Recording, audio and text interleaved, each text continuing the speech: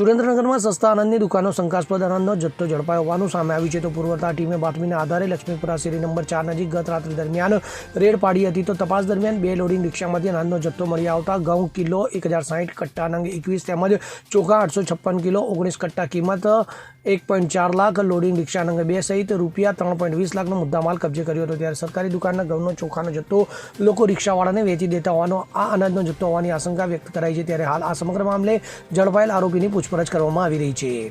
કલ્પેશ વાઢેર સાથે CN24 news, Surendranagar. હવે જુઓ દેશ દુનિયાની તમામ ખબરો તમારી આંગળીના ટેરવે. ઉઠાવો મોબાઈલ અને Google Play Store પરથી ડાઉનલોડ કરો અમારી CN24 ન્યૂઝ મોબાઈલ એપ.